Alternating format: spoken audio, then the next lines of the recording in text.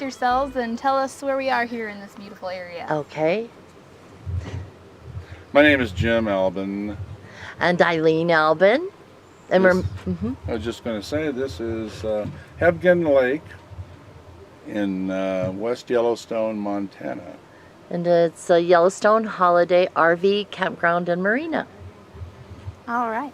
And how long have you guys been utilizing Workampers? Well, we have been managers for 9 years now. This is our 9th season, and we have used work campers throughout all of the years we've been managers. And the first year we were work campers when we started here. That's great. That's great. Fell in love with the place Oh, and we decided did. to stick around. How many work campers do you usually hire for your season, and when do they work? Well, we have 4 work camper sites, and we have used singles, and we mostly use couples. That's what we usually. So we can get 2 workers for each site, and we have usually 8 workers.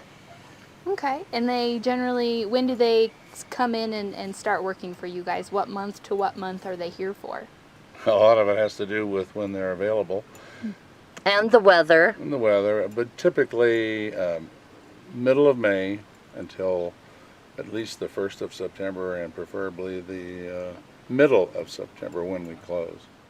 And what benefits do work campers provide your operation versus maybe local market employees? Well, the key thing is housing. They bring housing. Housing is not available here in the area, and it's very expensive. So I think that is the one of the best reasons to have work campers for us. The local area is shy of adequate numbers of people, and many of the businesses in the town of West Yellowstone have to bring people in from Eastern Europe to work. Sure. But it makes it very difficult to try to acquire folks from town because they're tied up. There are no extra people. Yeah. Interesting. Plus, work campers speak the language, English, And the camping language, oh, too. yes, Yeah. yes. So work campers are, I think, the best way to go all around. Do they make up pretty much your whole staff, or do you have additional folks that also work? We have a couple of additional people that we sometimes bring in on a very limited basis that are local people, but in their case it's more of an exchange kind of thing. Okay, great, great. And what makes your work camper program unique or stand out? Could just be the area. I mean, The it's area, gorgeous here. well, like our, we have our wage, and that is something that we're always striving to increase. Not owning this campground and just managing, and the owners are not RVers, so I don't think they quite understand, all the implications that a work camper has to look at. Every area that a work camper goes to, the cost of living is key. And here in West Yellowstone, the Yellowstone area, it's a tourist area, so it's very expensive. The fuel prices are very expensive. So what we try to give perks like laundry. We give free laundry, and if we have a boat available during their off time, they can go and go out on this beautiful lake, go fishing, and they get a discount for store items. And we give our propane, which unfortunately they have to use for heating. We give that at cost. We also give them an electric heater when they join us. Do you have electric heat, we say? If not, we give them one. Awesome. Oh, that's great. Yes. That's great, you guys. Okay. And how do you usually acquire your work campers? Well, at the end of the season, we give people time to let us know, usually by no later than the 1st of the year, if they want to return. And a lot of times it's maybe health reasons, one or the other. Something might be pending. Maybe they want to go to a different area. A lot of things. So we give them a little time to reflect on the season And do you want to return? And then at that time, we will decide what our needs are, and then we'll put an ad in. And we'll try to do it, like the appropriate way through Workamper, to give people an actual ad, and not do the hotline. But we'll do a hotline when things don't work out or we need additional, workers. So we just have kind of every year. It's a little different every year, but we do go through Workampers. Yeah. Great. That's great. And what is your interview and hiring process like? We heard a little bit from JC and Margie that you guys really outlined the duties very well. So talk a little bit about, if someone inquires to come here and work camp, or if you reach out to them, how does that process usually go? Well, usually I am the one that does the hiring process. And I have just a blurb, an outline of what I really want these people to know, what our duties are. Now we've tried alternating the duties. We've tried people to just do office, to just clean. So our needs are cleaning, maintenance, and the office. And we have tried all ways. We've tried more pay for cleaning, because that is something a lot of people don't like to do. Sure. We've tried, paying less for the office, but then you're meeting with the public, your presentation, everything is so important as a clean cabin. So now, after years up and down, we finally resolved that we think that if a person is able to do the office, clean a cabin, and we try to alternate so that they don't get burned out on just doing that. But not everybody has computer skills to use the reservation program, and they're not maybe as agile or, cleaning. Yes, they had a master's degree or they had a really key job in their past, in their work, history, and then to ask them to clean a toilet, but it's gotta get done. It's got to get done, and it's every individual, comes to our place here with a different mindset. So it's a challenge. It's just a challenge. But I think what we try to explain to them is what our needs are, and if they can handle that, and what they're willing to do. So I really tried to lay it out, I think it's important that we let the people know all the shortcomings. This is really out in the country, and we like to let people know all the details of the fact that we are away from the mainstream, and also any other shortcomings of the job, and so that when they arrive here, no surprises. You don't want them to show up saying, "Oh my gosh, it's that far to Costco," and Walmart. and then say, "See you later." So you try to give them an upfront picture of exactly what they're going to be stepping into. That's great. Yeah, the remoteness. It doesn't really look remote right now with all of this traffic and people, but we are 90 miles to a Walmart, and we have hired work campers, and told them about it, and then they read, how far from Walmart? And then they said no.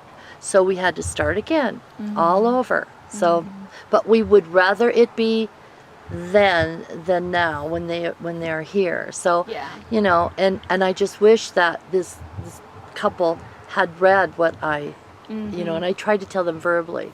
But we don't have the luxury of meeting these people, so it's all like internet dating, Yeah.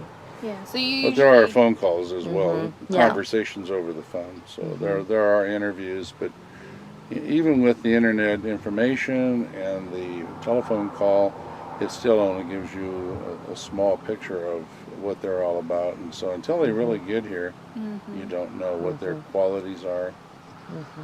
Absolutely. Okay. And what do you guys usually look for in a good work camper? I think the thing that I look at is you can tell so much from what the information they give you. That's all you have to work with. but I get a good feel from how a person's, if they're an awesome applicant, that if they've taken the time to become an awesome applicant, to me that just shows that they're really interested in being a work camper, and they're trying to show their best to us or to anyone. And so that's one thing I really like, is if they apply for it and they have that awesome applicant way of showing that their resume, that's really great. And often there's a picture. You can't ask for a picture. Right. So, I like to see a picture. I like to see, it's just to see, if they're happy. You can tell so much, 1,000 words from a picture. Sure. And that's a lot what I have to go from. And also, when they do an awesome applicant, it shows what places they would like to work. If it shows that they're interested in working in the forest area, casino, whatever, it shows that there, and you can just derive a lot of information from that. But you just want a good fit for both of us, because you don't want someone here that isn't able to do the job or doesn't want to do the job or has no desire. If they just want to go fishing, it's just not going to work. Yeah. What I look for, what I'm interested in, is finding somebody that is looking for work and not a job. Okay. Yes. You want to expand on that a little bit? I think there are people who just want the job and don't want to really do the work. And we have, unfortunately, a lot of work that needs to get done with a limited number of folks. And sometimes those people that were looking just for the job, they don't really want to perform. They want very limited hours, very limited tasks. They weren't really interested in coming here to work. You guys offer, in my opinion, a good compensation package. So you talked a few of the benefits earlier, but if you want to maybe expound on that, how many hours they work, how many days, and then the wages and additional benefits you guys provide them. Okay. Well, we have our hours. The hourly rate this year is $7.75 an hour, which doesn't seem like a lot, but when you put into consideration that they get their site for no hours, they also are eligible for a 50-cent an hour bonus at the end of the season, but they have to complete the season, and then the end of the season is negotiable, what we work out with. And our hours are, at the beginning, I really try to tell them that when we're busy, it's going to be 40 hours. And, Per person, not right? per Per couple. person. Per person. Person. And then it will slack off as the beginning and the end of the season. Now, a lot of people need 40 hours all the time, so they're scrambling for hours. And if they need that, we cannot give them that. We can give them money and hours at the peak season, but it's going to taper off. And once they get that paycheck for high season, and then they get so much less, some people just go, but wait, So we really try to tell people that it is going to be high and low, and so we struggle with that sometimes. If you have people that are scrambling for hours that need the pay, then they need to look for a work camper job, more like in a store where they have, some real regulated hours, but it's tough. But we do try to give our people at least 2 consecutive days off. And we try to, so that they can have some downtime and get out and explore the country. And then as the work is less, then we give them more time. But some people need to work, so they don't want that downtime. Yeah. They also get their laundry free, which can amount to quite a bit of money. Yeah. Yeah. And the use of the fishing boats. And they get discounts and everything. And the propane it costs is considerably less than our retail price. Right. And in off season, if they have friends or family come, we let them have cabins, RV sites. We try to envelop them as family as much as we can. So, I mean, by getting a $125 a night cabin, for a couple of nights, comped, that is, I think, a Nice really bonus. nice bonus. Yeah. And, but you have to work hard to get that. And, it's sometimes a struggle for people. They just don't realize. But what I've noticed here, at least in the office, it seems there's always 2 folks behind the desk. So is it kind of the same with others? Because you said that the work campers get to do different things. So are they usually with a buddy and, not always on Usually their we own, work or- a couple together. And you're right, there are 2 people, but sometimes it requires at least 3. Sure. That's where we step in as the third. It can get quite busy in there. This is a little bit of a slow day today, fortunately, otherwise this would be so noisy. Too loud. Yes. We could not be doing what you're doing. Yeah. But it does require sometimes 3 people, sometimes even 4. Sure. It can get quite busy. Yeah. And a lot of times the couples ask to be together. And sometimes they ask to be together at the beginning, and then they don't want to be together. Well, a lot of people have never worked with their significant other, Yeah. their spouse, and they all of a sudden they're together in their motorhome RV, and they're together at work, and You're it's like, too "Wait, much. we need a little it's break, too oops." much. Yeah, but oftentimes though they feel more comfortable working with their mate. So, and then if you have an individual person that where we fill in, or so it's had, over the years we've had a lot of different scenarios, and we just make it work. We try to make it work the best we can, as most As you places do. hire people and get them going and working, you soon sense where their strengths are. We find that some people we hire who we were under the impression were going to be very good in the office turn out to be incapable actually of handling the office. So therefore then you have to move them into a different role. Sometimes they accept that gracefully and sometimes they don't. If they don't, they very often pick up and they leave. Okay. But that's one of the things about being a work camper. You got wheels under Yeah. your home and you can pick up and leave if the circumstances don't fit. But also, I think some good advice to give work campers is don't overemphasize, like your computer skills if they're not good, because then it's not going to be fun. And I think when you become a work camper, usually you're at that stage in your life where it has to be somewhat enjoyable, or why do this?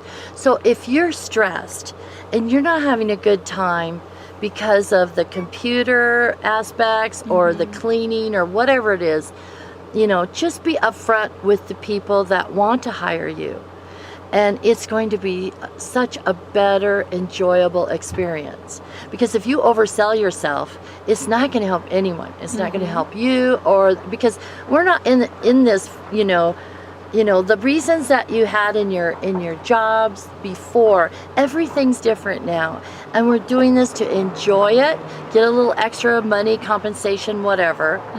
And a lot of people just need something to do and make it fun and meet people. And there's no reason to try to pull the wool over somebody's eyes. This is just let's just try to have a good time, but yet be efficient, and everybody's happy then. But Exactly. You're exactly right, Yep, Eileen. yep. You're exactly right. Okay, if you wouldn't mind, you've mentioned, as we've been talking a little bit about what the work campers do here, but if you wouldn't mind expounding a bit further on what some of the duties are. Well, the office role is of course a very interesting one, because there not only do you take phone calls and make reservations, but you have to check people in. Plus we have a store, so we have to deal with purchases being made by people of all ages, little children sometimes. We also have a boat rental business, so we have a lot of people coming in to rent boats. That requires quite a bit of outside time. We sell gasoline, that's also outside time, along with the propane. So there's a lot of inside tasks, but also a lot of outside stuff. Do you guys certify people to pump propane? Yes. Okay. Yes, we do. And we tell them this will look good on their resume, you know, their Absolutely. work camper resume. And some Yeah, people we don't let them touch it till No. they've been certified. no, and even if they say they've done it, we encourage them to go through the steps to do it again, just a refresher course. Yeah. Outside, in the maintenance role, we have a lot of grass at this facility. So there's a lot of watering, a lot of mowing, weed eating, those kinds of things. Getting rid of weeds, different tasks like that. A lot of it's very labor intensive. But it's a very dry place, so watering is almost a constant. And towards the end of the year, we let it start to brown out a little bit like it is over here. That's more of a natural look. Okay. But also, we have occasional things that break. So we have some people who fix stuff. Sure. A lot of fixing, repairing, and that list is so endless that we could not possibly cover all the many different kinds of things that can and do go wrong. It's amazing how the workers, what you end up with every season. We'll have somebody that's been in construction, somebody that's been an electrician or a plumber, or have had done these things before in their work camper experiences. So it's just amazing what you can end up with, and all of the resources that you have right there in your work camper family. It's really amazing. The last area of work would be the cleaning process, which it entails cleaning the office area and the bathrooms and showers. We really want our common area showers and bathrooms to be top notch, and so those get cleaned quite a bit. The cabins, we don't have linens in our cabins, so it makes the job a little easier. Okay. But it's still quite a bit of work and takes a fair amount of time for each of the cabins. True. Well, we pretty much hit on all the questions, Yeah. so I guess just to wrap things up, if there's anything else that you guys would want to say about your operation or your work campers, or anything you would want future potential applicants to know? Well, I think one of the key things, in my opinion, is their attitude. If people come in and have a good attitude and show willingness to do what they're asked to do, it can be a great experience, just a great experience.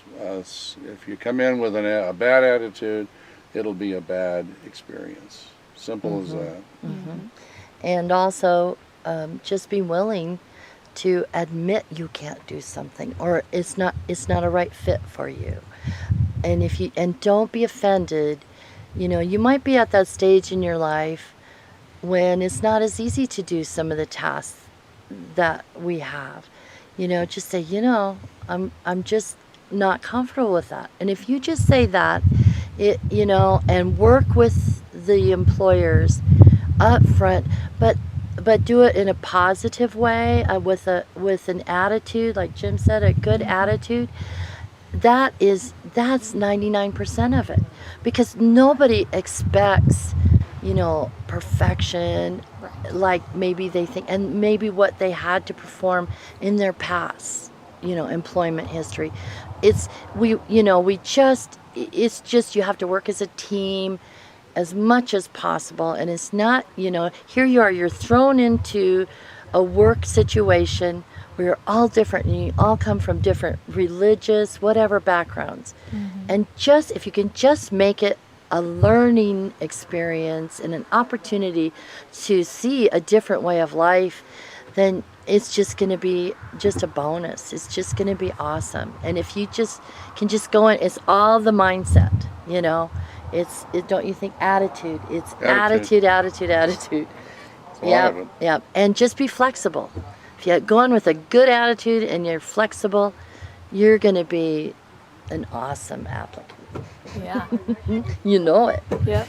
The thing about this type of business is that it's a flexible kind of thing that changes on a day-to-day basis, and you must be willing to change with it. And that might entail some additional hours when you didn't think you would have to, or less hours when you thought you were going to have to. It It depends on what's going on. And not every work camper job is going to be that way, you know? So you have to really examine the job description and ask questions. And research the area. You have to know where you're going. And if you can, you just need to take the time to make it a right fit for you.